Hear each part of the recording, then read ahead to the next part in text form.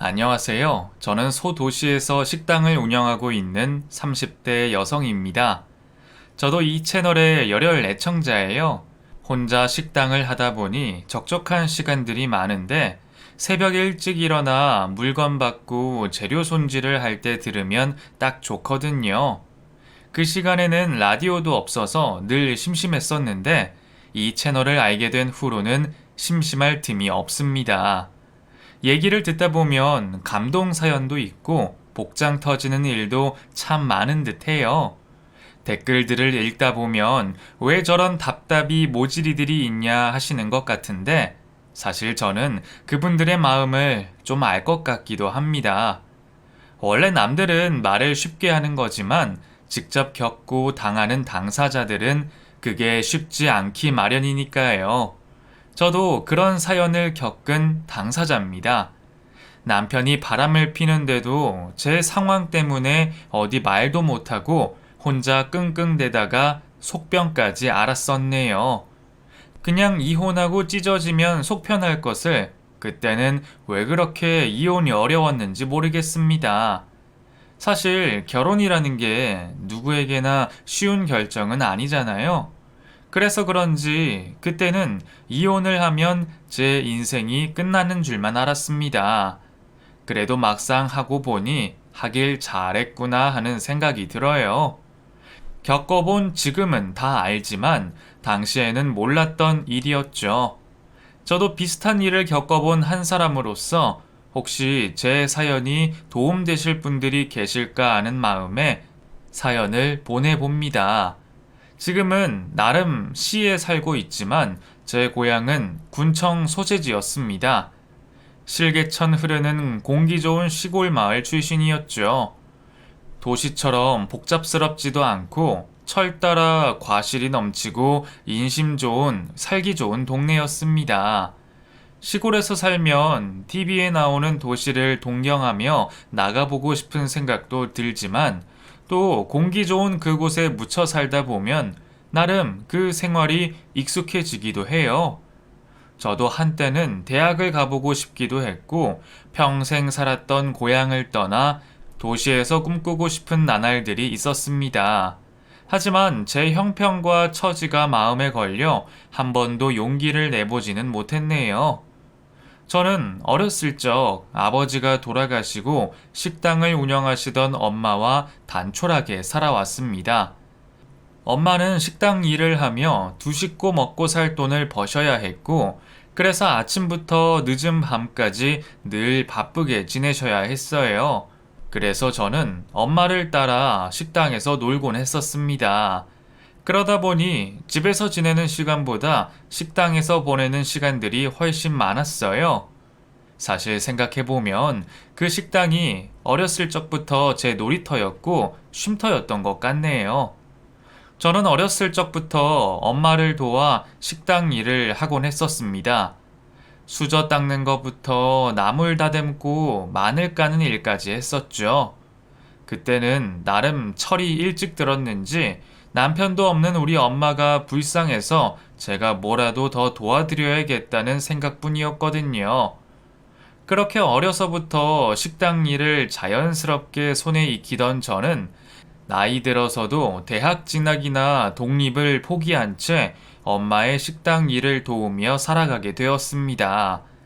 나름 저만의 꿈과 욕심도 있었지만 내가 도시로 떠나면 혼자 외롭게 고생할 엄마를 생각하니 차마 발이 떨어지지 않았죠. 어차피 내가 대학 간다고 뭔가를 해낼 수 있을 것 같지도 않고 그냥 엄마랑 같이 식당 하면서 자연스럽게 나이 들어가는 것도 좋겠다 싶었어요. 그렇게 친구들이 서울로 도시로 떠나는 걸 보면서도 저는 엄마 곁에 딱 붙어서 점차 나이를 먹어갔습니다. 그러다 식당 손님으로 온 한 남자를 만나게 되었죠. 처음에는 그냥 제 또래의 고마운 단골 손님인 줄 알았는데 어느 날 카드를 받고 카드에 적힌 이름이 낯이 익은 게 보였어요. 좁은 시골이라 한 달이 건너면 아는 사이가 흔한데 저는 동네에서도 식당집 딸내미로 유명해서 보통 먼저들 아는 체를 했었거든요. 근데 아는 체도 않고 밥만 먹고 갔던 그 손님의 이름과 얼굴이 묘하게 익숙한 것이 신기했습니다. 조서영. 손님, 제가 아는 사람이랑 이름이 똑같네요. 그 사람 맞을 거예요. 네? 생각하는 그 조서영이 나 맞을 거라고, 이혜진. 오랜만이다. 네, 설마 했던 그 손님이 제가 알던 사람이 맞았습니다. 서영이와 저는 초등학교 동창이었어요. 사실 동창이라고 해서 엄청 가까운 사이는 아니긴 했어요. 저는 읍내에 있는 초등학교 본교 출신이었고, 서영이는 더 멀리 있는 마을의 우리 학교 분교 학생이었거든요. 유치한 초등학생들이라 그런지 분교랑 본교 학생들 사이에는 보이지 않는 벽들이 있었습니다. 그래서 괜히 서로 내외하고 그랬었죠.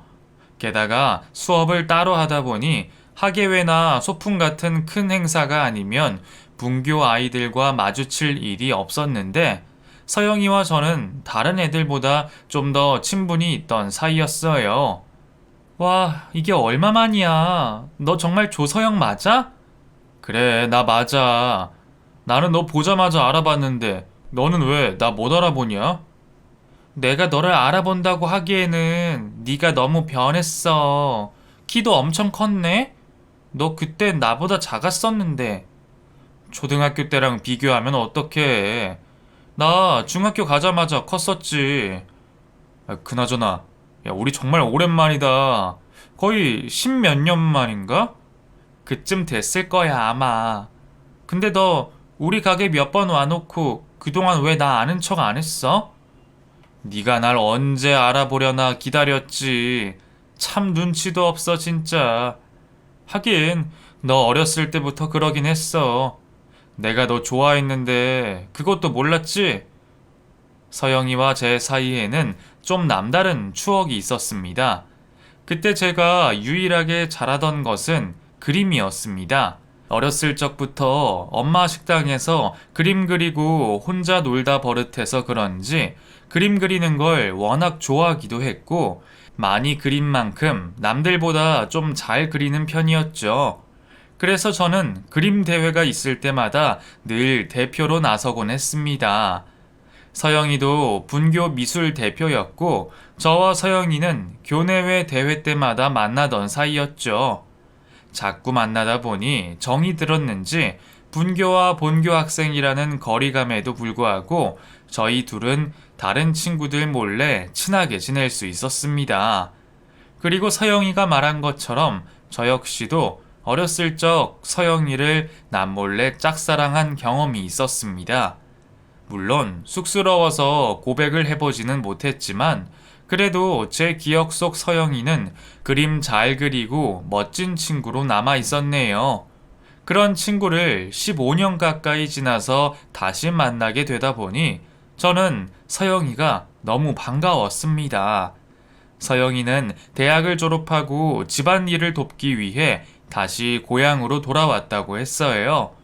사실 서영이는 좀 특별했습니다. 제가 서영이를 좋아했던 것 중에 그런 이유도 있었죠. 서영이는 고을에서 유명한 종갓집의 종손이었습니다. 그 유명한 종갓집 3대 독자였죠. 종갓집이 뭔지 3대 독자가 뭔지도 잘 모르던 저였지만 어른들이 한마디씩 거드는 걸 들으며 저도 서영이를 특별하게 생각했던 것 같아요. 종갓집에서 자라서 그런지 시골 아이들답지 않게 선비 같은 차분함도 있었고 미술도 잘하고 당시에는 제가 서영이를 좋아할 이유가 너무 많았네요. 그랬던 서영이는 여전히 제 눈에 참 멋있어 보였습니다. 어릴 때와 다르게 훌쩍 큰 키와 도시물을 먹고 와서 그런지 세련되진 외모며 대학 다녀와서 아는 것도 많아 보이고 여전히 매너 좋은 모습에 저는 또다시 가슴이 설레었죠. 근데 마음이 떨렸던 게 저 혼자만이 아니었던 모양이에요. 그날 이후로 서영이는 저희 가게에 자주 찾아왔습니다.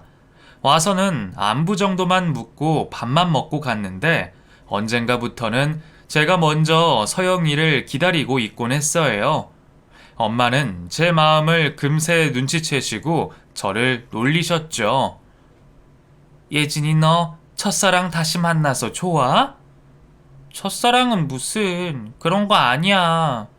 아니긴 뭐가 아니야. 너 초등학교 졸업식 날 이제 서영이 못 만난다고 울었던 거 기억 안 나? 내가? 나 기억 안 나는데? 으이그, 안 나는 척 하는 건지 진짜 안 나는 건지. 너 그때 서영이 따라 같은 학교 가고 싶다고 난리 피웠잖아. 아니 여자애가 남자 중학교를 어떻게 가겠다는 건지. 나 참, 내가 하루 종일 너 달랜다고 얼마나 고생했는데 그런 건 하나도 기억 못하고 너는 어째 늙은 엄마보다 기억력이 나쁘냐? 너 대학 안 간 건 정말 100번 잘한 거야. 아 진짜 놀리지 마.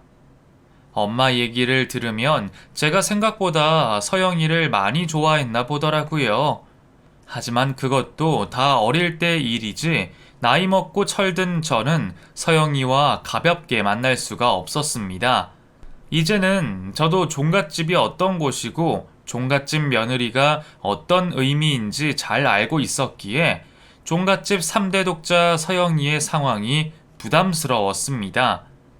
물론 연애한다고 다 결혼하는 건 아니지만 저희가 나이도 있고 좁은 시골 동네에서는 연애 한번 잘못해도 금세 소문이 나는 탓에 쉽사리 마음을 결정할 수 없었어요. 서영이도 그걸 아는지 선뜻 마음을 고백하지 못했죠. 그렇게 저희는 친구도 연인도 아닌 상태로 매일 연락을 하고 가끔 데이트 아닌 데이트를 하고 지냈습니다. 요즘 말대로 썸을 탔던 거예요. 근데 그게 사실 사귀는 거랑 뭐가 다를까 싶었는지 서영이가 결국 고백을 해왔습니다. 저도 점점 더 커지는 마음을 어쩌지 못하고 결국 앞뒤 죄지 않고 서영이와 만나보기로 했죠. 그렇게 20대 중반, 저는 첫사랑을 다시 이어가게 되었습니다. 막상 사귀게 되었더니 왠지 더 어색했어요. 친구로 지내던 거랑은 확실히 다른 느낌이었거든요. 좀 더 조심스럽고 서로에게 더 잘해주고만 싶었습니다. 서영이도 같은 마음인지 엄마와 단둘이 지내는 저를 항상 걱정하고 많이 챙겨주곤 했어요. 그러다 어느 날 갑자기 저희 엄마에게 병이 찾아왔습니다. 하루 종일 붙어 있으면서도 엄마 상태를 왜 몰랐는지 제 자신이 한심했죠. 엄마가 아픈 줄도 모르고 연애나 하고 다녔나 싶어서 자책이 되기도 했습니다. 엄마는 괜찮다고 하셨지만 저는 전혀 괜찮지가 않았어요. 아직 엄마랑 하고 싶은 것도 많고 우리 엄마는 고생밖에 안 한 것 같은데 아파서 누워 있어야 한다는 게 받아들여지지 않았습니다. 하지만 몸이 약해지신 엄마는 가게 문을 열지 못하실 정도로 쇠약해져 가셨습니다. 눈이 오나 비가 오나 가게 문을 열지 않은 적이 없던 엄마가 그러시는 걸 보고 많이 울었네요.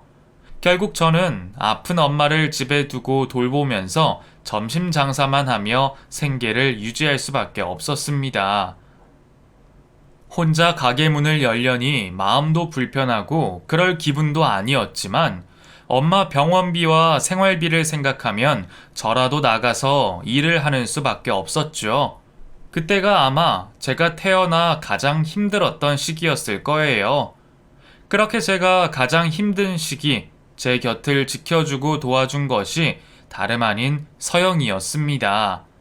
서영이는 힘들어하던 제 곁에서 많은 도움과 위로가 되어 주었어요. 서영아, 우리 엄마 어떡해? 나 엄마 없으면 진짜 못 살아. 엄마 아픈 게 나 때문인가 봐. 내가 딸이면서도 어떻게 엄마를 못 챙겼을까? 예진아, 어머니가 아프신 건 네 탓이 아니야. 너는 항상 어머니를 걱정하고 챙겨드렸잖아. 그냥 어쩔 수 없는 일이었어. 그래도 너무 걱정하지 말자. 정성껏 돌봐드리면 어머니도 좋아지실 거야. 나도 옆에서 많이 도울게. 고마워, 서영아. 너 아니었으면 나 혼자 버티기 힘들었을 거야. 서영이는 제가 가장 필요한 순간에 함께 해준 고마운 사람이었습니다. 아빠도 없고 다른 식구도 없는 제가 그때 유일하게 기댈 수 있는 사람이었죠. 서영이는 저와 엄마에게 지극정성이었습니다. 아픈 엄마 몸에 좋다는 음식을 챙겨와 가져다 주고 일하느라 바쁘면서도 저희 엄마가 병원 가는 날이면 늘 집까지 찾아와 병원까지 바래다 주고 다시 데려다 주곤 했습니다. 시골이라 대학병원까지 가려면 왕복 3시간 거리였는데 그 길을 매번 오가는 건 정말 쉬운 일은 아닐 거예요. 그런 노력까지 하면서 저를 챙겨주는 서영이를 제가 어떻게 고마워하지 않을 수가 있었겠어요. 매일 힘들어하는 엄마를 보면서도 제가 그 시간을 버틸 수 있었던 것은 전부 서영이 덕분이었습니다. 엄마도 서영이가 제 곁에 있어 든든해 하셨어요. 서영이가 애가 참 괜찮네. 어렸을 적 모습만 봐서 아직 아기 같았는데 너 챙겨주고 하는 거 보니까 엄마가 마음이 든든해. 내가 너 두고 어떻게 가나 싶었는데 서영이가 네 옆에서 하는 거 보니까 나도 이제 마음 놓을 수가 있겠어. 니들이 결혼하는 것까지 보고 가면 좋으련만. 엄마가 미안해? 엄마, 왜 그런 소리 해?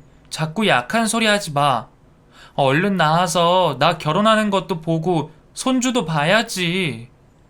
1년 뒤 엄마는 결국 돌아가셨습니다. 많이 남지 않으셨다는 걸 알았어도 마음의 준비는 전혀 되지 않더라고요. 서영이는 그때도 역시나 제 곁을 지켜주었고 저는 엄마의 장례까지 끝까지 함께하고 도와준 서영이와 결국 결혼까지 결심하게 되었습니다.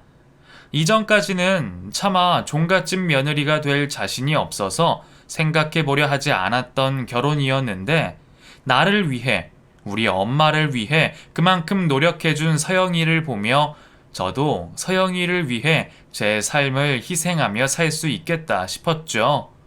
이럴 줄 알았으면 엄마가 살아계실 때 결혼을 할 걸 그랬다 싶어 아쉽기는 했지만 그래도 엄마가 바라시던 결혼을 하기는 했네요. 친정 엄마도 안 계시고 곁에서 도와주실 어른이 없었던 저는 다행히 시부모님의 도움을 받아 무사히 결혼식을 올릴 수가 있었습니다. 혼수며 집이며 전부 시댁에서 도와주셨어요. 내가 뭐라고 이런 호사를 누려도 되나 싶을 정도로 감사했지만 종갓집 며느리가 원래 그런 거라고 말씀하시는 시어머니 말을 듣고 저도 감사하게 받기로 했습니다. 덕분에 다른 걱정 없이 결혼 준비를 끝내고 저희는 본가에서 전통 혼례를 치렀어요. 저는 식구도 별로 없고 하객도 많지 않았지만 손님이 많은 시댁 덕분에 동네 사람들 잔치처럼 북적거려서 외로운 줄도 모르고 결혼을 했네요. 결혼식 날 엄마 생각이 부쩍 나서 눈물이 날 뻔한 것을 그나마 손님들 덕에 웃으면서 보낼 수 있었습니다. 그날은 전부 저를 축하해 주셨고 엄마 떠난 이후로 울적했던 저도 행복해졌습니다. 동네 잔치 분위기에 이름도 다 외울 수 없는 친인척들이 많은 시댁 풍경을 보며 저는 비로소 내가 종갓집 며느리가 되었다는 것을 실감할 수 있었죠. 종갓집이기는 했지만 신혼집은 읍내의 아파트에서 시작했어요. 저는 왠지 한옥에서 살 것을 상상했는데 당연하게도 아파트를 해주셔서 놀라기도 했죠. 요즘 젊은 사람들이 한옥 살고 싶어 하니? 그리고 요새 누가 며느리 데리고 사니? 아무리 종갓집 며느리라고 하지만 나도 며느리랑 같이 사는 건 불편하다. 그래도 앞으로 네가 해야 할 일들이 있고 배울 게 많으니까 매일 출근하듯 집으로 와라. 와서 음식도 배우고 집안일도 배워야지. 그냥 새 직장이 생겼다고 생각해. 알겠니? 시어머니는 다정하지는 않으셨지만 상상만큼 무서운 분은 아니셨습니다. 결혼을 할 때에도 친정이 없는 제 사정을 나무라지도 않으셨고, 결혼해서는 저희 엄마 제사까지 챙겨주시는 속 깊은 분이셨어요. 덕분에 저는 엄마를 쓸쓸하지 않게 달래드릴 수 있었네요. 그건 지금 생각해도 여전히 감사한 일이었습니다. 그런 시어머니 덕분인 건지 아니면 세상이 많이 변한 건지 종갓집에 시집 가면서 모진 시집살이를 예상했던 제 생각과는 사뭇 달랐습니다. 물론 종갓집 며느리로서 해야 할 일도 많았고 조심해야 할 것들도 많았지만 저는 생각보다 적응을 잘 할 수 있었습니다. 결혼 후 저희는 각자의 위치에서 바쁘게 살았어요.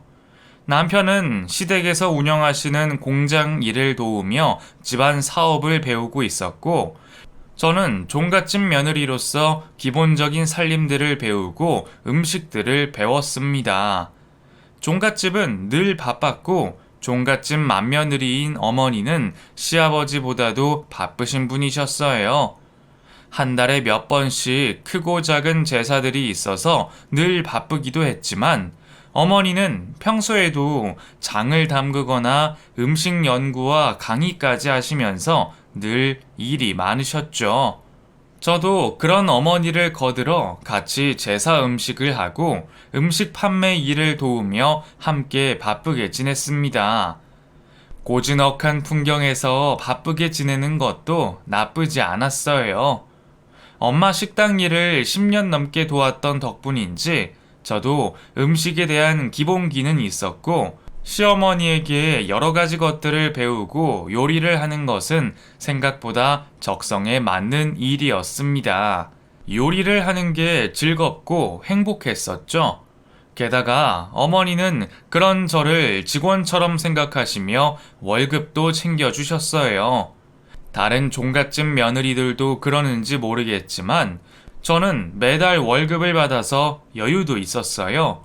이렇게 잘 지낼 줄 알았더라면 뭐하러 종갓집 며느리를 겁냈을까 싶은 생각이었어요. 그렇게 저는 결혼 후 훨씬 안정적인 생활을 하며 즐겁게 살아갈 수 있었습니다.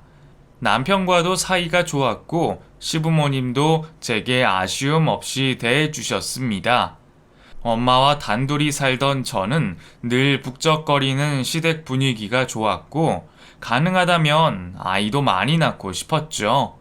그런데 웬일인지 저희 부부에게는 아이 소식이 들리지 않았습니다. 처음에는 그래도 아직 젊은 나이라 생각해 천천히 마음 편히 생각해 보기로 했습니다. 하지만 어느새 제 나이도 30이 되었고 저도 슬슬 식구들 눈치가 보이기 시작했죠.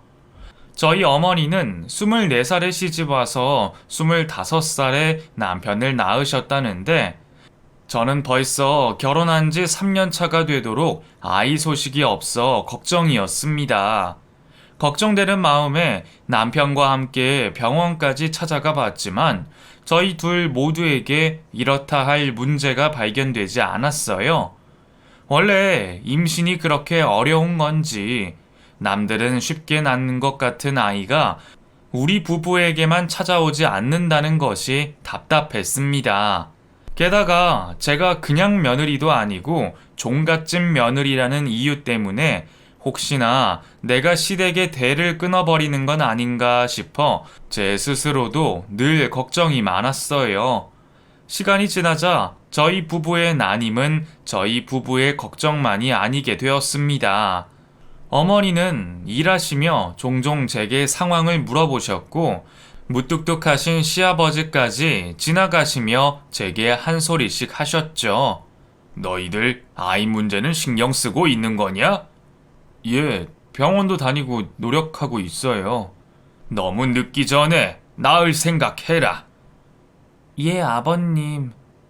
저도 싫어서 임신을 피하는 건 아니었지만 시아버지가 혼내듯 그렇게 말씀을 하시니 모든 것이 저의 잘못인 것만 같았습니다.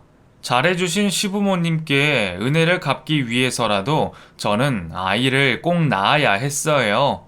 하지만 그런 저의 걱정과 달리 정작 같이 걱정해야 할 남편은 별 생각이 없어 보였습니다. 하도 답답한 마음에 서울 큰 병원이라도 가보자는 제 말을 귀찮아하곤 했죠. 뭘 그렇게 마음이 급해. 생길 때 되면 알아서 생기겠지. 그런 게 병원 다닌다고 다 좋아지는 것도 아니고, 당신도 마음 좀 편하게 먹고 기다려봐. 그래도 그냥 넋놓고 있는 것보다는 뭐라도 해보는 게 좋지 않겠어? 나만 걱정하는 것도 아니고 시부모님도 걱정하시잖아. 내가 이러다 계속 나이만 먹고 노산이 되면 어떡해. 다 알아서 된다니까. 마음 편하게 먹어. 응? 임신하는 것도 출산하는 것도 여자인 제 몫이라 그런지 남편은 정말 남의 집 일을 말하는 것처럼 가볍게 생각했습니다. 정말 남편 말처럼 알아서도 어련히 임신이 되었다면 얼마나 좋았을까요? 하지만 저희 부부에게 그런 기적은 찾아오지 않았습니다. 그리고 저는 그때부터 혼자 스트레스를 받을 수밖에 없었어요. 하루빨리 임신 소식을 듣고 싶었던 저는 몸에 안 좋다는 건 죄다 끊고 임신에 도움이 된다는 음식들만 먹었습니다. 찬 음식이 몸에 안 좋다길래 한여름에 냉수도 먹지를 않았죠. 그게 얼마나 도움이 될까는 모르지만 그렇게라도 해야 할 것 같았어요. 그렇게 오매불망 임신 생각만 해서 그런지 저는 속이 좀 안 좋기만 해도 혹시 임신일까 화들짝 놀라고 새벽에 체해서 알아도 약을 먹지 않았어요. 다음날 되어서야 임신이 아니라는 걸 알고 김이 빠졌지만 그땐 정말 작은 것 하나에도 엄청 예민하게 굴 수밖에 없었습니다. 그렇게 저 혼자서 별짓을 다하고 마음 졸이며 시댁 눈치를 보고 있던 중에 남편은 어딘가 모르게 묘하게 들떠 보였어요. 이렇다 할 낌새는 없었지만 분명 뭔가 달라졌다 싶었죠. 그러다 저는 결국 남편이 읍내에서 어떤 여자와 함께 차를 타고 가는 것을 보고 말았습니다.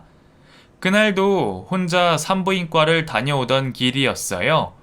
남편은 내가 너무 자주 부탁해서 그런지 그쯤 병원 한 번을 같이 가주지 않았습니다.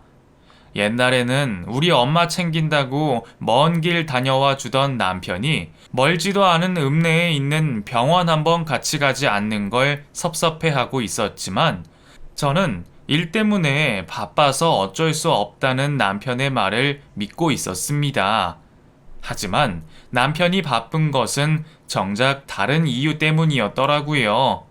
어려 보이는 여자와 다정한 모습으로 차를 타고 지나가는 남편의 모습을 두 눈으로 목격한 저는 남편의 외도를 부정할 수 없었습니다. 역시 여자의 촉이라는 게 있는 건지 묘하게 이상했던 남편이 수상했던 게 맞았네요. 저는 뒤에서 증거를 잡거나 상간녀를 따로 만난다거나 그런 생각은 하지 못했습니다. 저도 좀 신중하게 했어야 맞는데 첫사랑이고 내게 희생적이었던 남편이 나를 두고 바람이 났다는 것이 도저히 믿기지가 않아서 그냥 남편에게 다짜고짜 물어봤어요. 당신 여자 맞나? 그게 무슨 말이야? 무슨 여자? 아까 낮에 봤어. 차 옆에 앉아서 그 여자가 당신 주무르고 뽀뽀하고 난리 났던데 아니야? 저는 남편이 당연히 잘못했다고 빌고 다시는 안 그러겠다고 말할 줄 알았어요. 그게 맞는 거라 생각했고 자존심 상하지만 남편이 뉘우치고 그만둔다고 하면 저도 한 번쯤은 용서할 생각도 있었습니다. 하지만 남편은 제 생각보다 뻔뻔하고 쓰레기 같은 놈이었어요. 제가 대놓고 물어보자 남편은 더 변명할 생각도 않고 자신의 외도 사실을 인정했습니다. 그래, 나 애인 있어. 그래서 뭐 어떻게 하라고? 뭐? 어쩌라니? 그걸 왜 나한테 물어? 당신 와이프 두고 바람필 수가 있어? 그거 불륜이야. 그래, 나도 알아. 그래서 몰래 했잖아. 근데 그걸 당신이 본 거지. 그러게, 그냥 모른 척 하지 그랬어. 당신 왜 이렇게 당당해? 나한테 사과 안 해? 그 여자랑 안 헤어질 거야? 사과한들 그게 당신한테 진심으로 느껴지기나 하겠어? 나도 잘못하는 거 모르고 시작한 것도 아니고 이제 와서 사과하는 것도 웃기지. 그리고 나 걔랑 헤어질 생각 없어. 뭐 만나다가 헤어질 수는 있겠지. 근데 당신 때문에 헤어지지는 않을 거야. 나 걔 좋아해. 순간 저는 망치로 머리를 얻어맞은 기분이었습니다. 내 앞에서 저런 뻔뻔한 소리를 하는 사람이 내가 알던 내 남편이 맞는지 모든 것이 혼란스러웠습니다. 남편은 당황하는 제가 웃긴지 더 당당하게 나왔어요. 나 헤어질 생각 없고 못 버티겠으면 당신이 이혼해. 나는 상관없으니까. 어떻게 그래? 당신이 잘못해놓고 어떻게 이렇게 떳떳해? 요즘 바람 한번 안 피우는 사람이 있어? 별것도 아니고 유난 떨지 마. 그리고 싫으면 이혼하라니까? 나는 가는 사람 안 말릴 거야. 대신 이혼하면 당신 끈 떨어지는 건 각오해야지. 당신 나랑 이혼하면 어디 가서 할 일이나 있어? 종갓집 며느리가 스펙이 되는 것도 아니고 어디 이력서를 쓸 수 있는 것도 아니고 너는 나랑 이혼하면 아무것도 아닌 거야. 아, 어디 식당 일하면 되겠다. 식당 차릴 돈은 없으니까 남의 가게 일해줘야겠네. 그렇게 살 자신 있으면 당신이 이혼하던가. 어차피 나는 이혼 요구 하지도 못하잖아. 저를 조롱하듯 알아서 이혼하라 말하는 남편은 제가 이혼을 쉽게 하지 못할 것을 잘 알고 있었어요. 비참하지만 그 사람 말이 다 맞았습니다. 30 넘은 저는 엄마 식당 일을 도운 것 말고는 해본 일이 없었습니다. 결혼해서는 종갓집 며느리로 살았고 시어머니 일손 거드는 것 말고는 할 줄 아는 것도 없었죠. 종갓집 며느리라는 것이 직업도 아니고 지금이야 덕분에 돈도 벌지만 그것도 전부 남편과 이혼하면 사라지는 별 의미 없는 것이었습니다. 남편과 이혼을 하게 되면 제가 어떻게 살아가야 할지 막막했고 두려웠습니다. 그게 안타깝지만 저의 현실이었어요. 이러려고 결혼한 건 아니었는데 결혼한 지 몇 년 만에 변심해버린 남편을 보고 저는 너무 기가 막혔습니다. 나한테 그렇게 잘해주고 우리 엄마 같이 걱정해준 그 사람은 대체 어디로 가버린 걸까요? 내가 알던 모습이 다 거짓이었다는 생각에 저는 하루아침에 지옥으로 떨어진 심정이었어요. 솔직히 지금도 사람이 어떻게 한순간에 그렇게 바뀔 수가 있나 믿어지지 않습니다. 하지만 어떤 게 본 모습이었는지 몰라도 그 사람이 제게 상처를 주었다는 것은 분명한 사실이었어요. 제가 선뜻 이혼을 못한다는 것을 아는 남편은 들킨 김에 마음 놓고 바람피자 싶었는지 그 뒤로 아주 당당하게 불륜을 저지르고 다녔습니다. 외박은 기본이고 그 여자 줄 선물을 집에 들고 들어오기도 했죠. 저는 남편이 바람이 난 것이 혹시 제 잘못인가 싶어 애원도 해봤습니다. 여보, 내가 뭐 서운하게 한 거 있어? 아니면 나한테 오해한 거라도 있어? 대체 나한테 왜 이러는 거야? 당신이 뭘 잘못했다고? 뭐 내가 보복하려고 그럴까봐? 그런 거 아니야. 사실 내가 원래 뭐든 쉽게 질리는 성격이야. 나도 종갓집 아들이라 결혼한 거긴 한데 그냥 당신이랑 살다 보니 질린 거지. 이상하게 그게 더 비참하더라고요. 차라리 나한테 실망을 했거나 내가 아이를 못 낳아서 아니면 뭐 다른 문제라도 있었으면 이해가 될까 싶었는데 그냥 내가 질려서 바람이 났다는 것이 여자로서 참 비참했습니다. 내가 용서하고 넘어가 줄게. 제발 여기까지만 해. 당신도 시부모님 걱정 안 돼? 집안 어른들이 아시면 뭐라고 하시겠어? 무슨 자신감으로 좁은 동네에서 바람까지 피워? 이러다가 어른들 아시면 당신이나 나나 정말 큰일 나.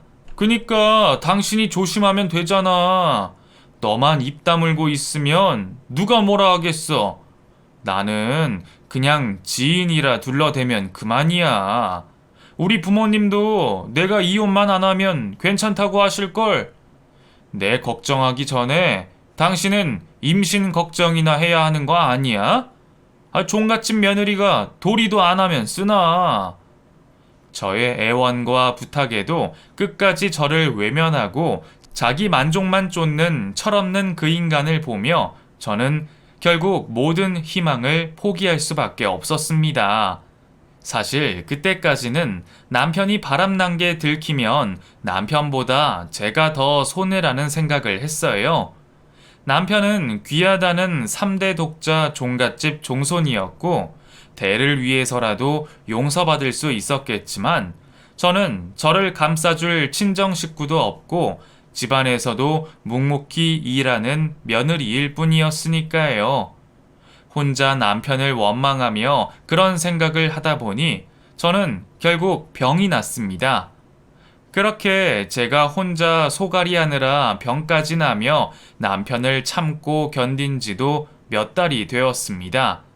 지금 와서 생각하면 겨우 몇 달이지만 그걸 어떻게 참았나 싶은데 그때까지도 저는 차마 이혼 결심을 할 수 없었고 마음의 병만 들어 있었죠.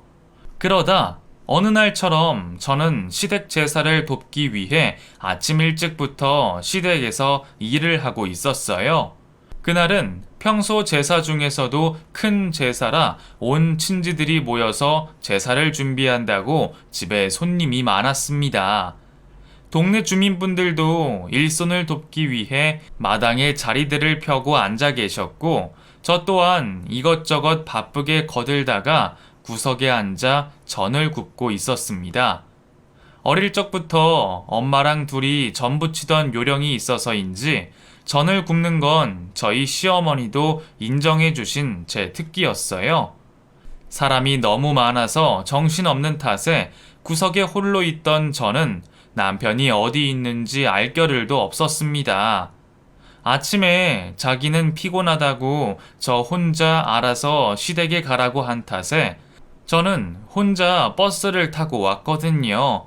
그래도 종갓집 장손이 제사를 빠지지는 못할 텐데 시아버지까지 일손을 돕는 중에 남편만 어디 쏙 빠져 있으니 저는 괜히 눈치가 보여서 더 숨어 있었습니다.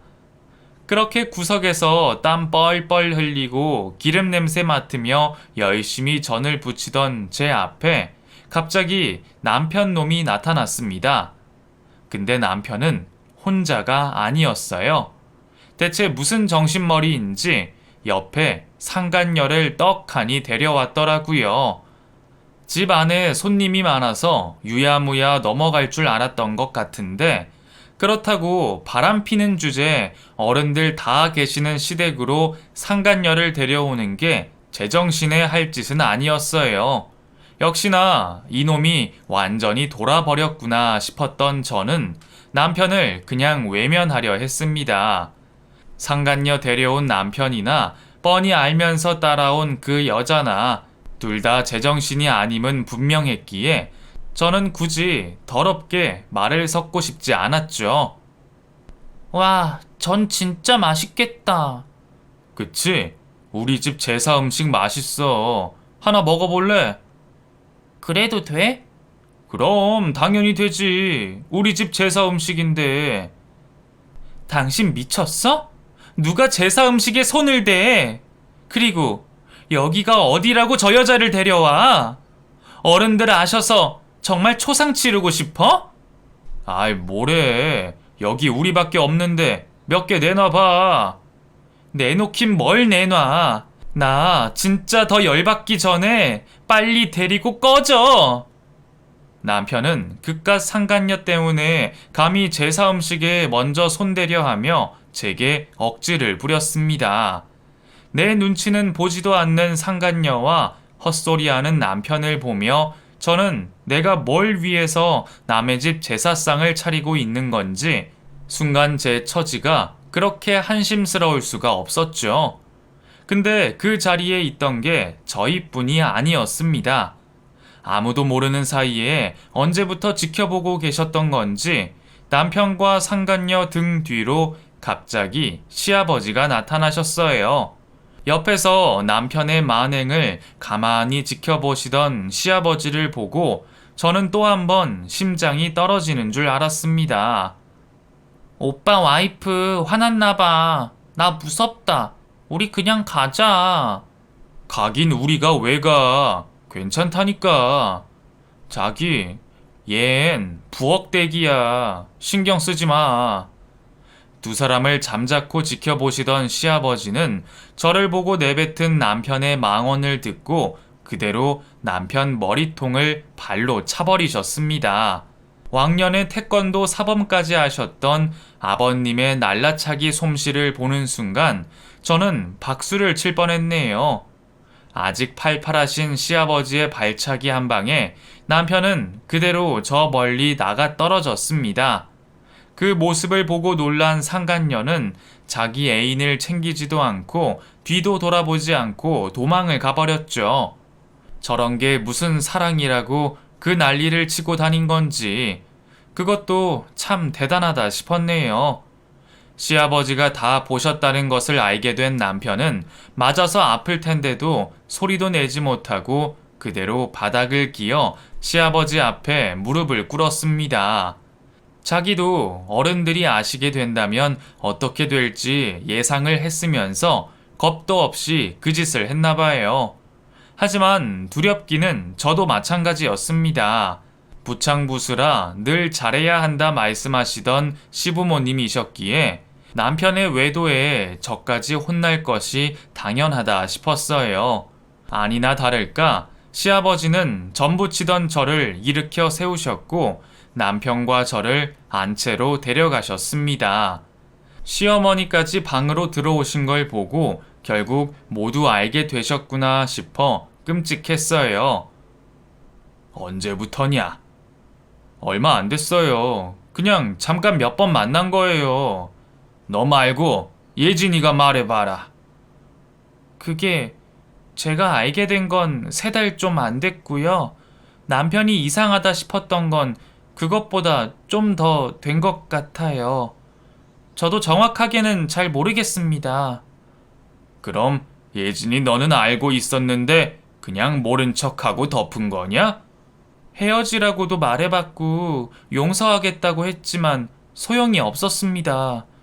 남편이 싫으면 그냥 이혼하자 해서 이혼하면 제가 어떻게 살아야 할지 막막하기도 하고 무서워서 그냥 모르는 척 덮기로 했어요. 그럼 예진이 네가 모르는 척하고 그냥 넘어가 줘서 이놈이 그 몇 달을 그렇게 아나무인처럼 살았다는 거네? 죄송합니다. 저는 제가 잘못한 양 고개를 수그리고 있었습니다. 근데 그 순간 아버님이 남편의 얼굴을 큰 소리 나게 내려치셨습니다. 아까 발차기로는 도저히 용서가 안 되시는지 시아버지에게 얼굴까지 얻어맞은 남편은 순간 정신이 나간 듯 보였어요.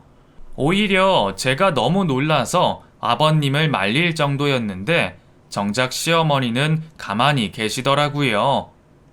여보, 더 때릴 필요 없어요. 이제 우리 자식도 아닌데 뭐하러 힘을 써? 그래, 그건 그렇지. 그래도 이건 내가 네 부모로서 하는 마지막 애정이다. 알겠냐? 아버지, 잘못했어요. 저 곧 헤어지려고 했어요. 정말이에요. 그래, 니들 헤어져야지. 예진아, 어떻게 생각하냐? 이런 놈 참고 살 수 있겠냐? 그동안 조상님들 열심히 모시면서 자식 하나는 잘 키웠다고 생각했었는데 아무래도 우리가 자식을 잘못 키워도 한참 잘못 키웠나 보다. 너한테 이런 상처 줘서 정말 미안하구나. 그래 예진아, 내가 미안하다. 네가 그 몇 달 동안 얼마나 속이 상하고 상처가 많았을지 내가 미처 알아차리지 못했어. 내가 너를 데리고 있으면서 잘 살폈어야 하는데 내가 다 잘못했다. 아버님에 이어서 어머님까지 모두들 남편이 아닌 저를 걱정하고 계셨습니다. 시부모님은 저를 탓하시기는커녕 자식을 잘못 키웠다며 제게 대신 사과를 하셨죠. 시부모님의 그런 말씀 때문일지 저는 몇 달 만에야 마음이 편해지는 기분이었습니다. 그리고 저도 잘못된 판단을 끝내고 드디어 정신을 차릴 수 있었어요. 예진아, 우리는 네 결정을 존중하마. 이혼한다고 해도 자식 잘못 키운 우리 탓이니 신경 쓸 것 없다. 둘이 이혼하더라도 너 먹고 사는데 걱정할 일은 없도록 도와줄 거니까 너 좋은 대로 결정해라. 응? 마치 친정 부모님처럼 저를 위하며 생각해 주시는 두 분의 얘기에 저는 결국 바람난 남편과 이혼을 결심할 수 있게 되었습니다. 남편도 시부모님을 뒤에 세운 저를 더 어떻게 하지 못했어요. 이혼할 때까지 찍소리하지 못했고 저는 시부모님이 소개해 주신 변호사를 만나 상간녀 손해배상 소송까지 진행할 수 있었습니다. 그래도 나름 금융치료라고 마음이 조금이나마 풀리긴 하더라고요. 결국 제가 남편과 깨끗이 갈라서게 되면서 시부모님은 약속대로 제가 자립할 수 있는 돈을 마련해 주셨습니다. 얼마 안 되지만 네 몫이니까 받아라. 네? 그래도 이건 너무 많아요. 많기는 무슨, 네가 몇 년간 우리 집 식구로 지내면서 열심히 한 대가야. 그걸로 공부를 하던지 가게를 차리던지 너 하고 싶은 거 마음대로 하면서 살아라. 이런 거 해준다고 내 마음 편할 생각은 없다. 나는 평생 너한테 미안하면서 살겠지. 그래도 그냥 네가 조금이나마 편하기를 바래서 주는 거야. 내가 낳은 놈 때문에 받은 상처는 다 잊고 행복하게 새 삶을 찾아라. 미안하다, 아가. 생각해보면 두 분은 제게 참 잘해주셨습니다. 그때는 어른들 무서워서 감사한 줄도 모르고 애교 있는 며느리처럼 살갑게 굴지도 못했는데 남편과 이혼한 마당에도 여전히 그게 참 마음에 걸리네요. 결국 마지막까지 시부모님 도움을 받은 저는 다른 지역으로 이사를 가서 제 가게를 차리게 되었습니다. 엄마와 만들던 음식에 시어머니께 배운 비법을 담아 정성스럽게 음식을 전하며 열심히 살고 있습니다. 그 뒤로 남편은 집안 어른들께 혼이 나고 쫓겨나듯 내쳐져 연이 끊겼다고 들었어요. 집안에서 이혼한 게 저희가 처음이었거든요. 그걸 보면 저희 시부모님이 참 결단력이 있으시고 대단하다 싶기는 합니다. 시부모님이 언제 화가 풀리실지 전 남편이 정신을 차리련지 모르겠지만 저는 이제 그 집에 대한 좋은 기억도 나쁜 기억도 다 잊고 오로지 제 삶을 살아보려 합니다. 감사합니다.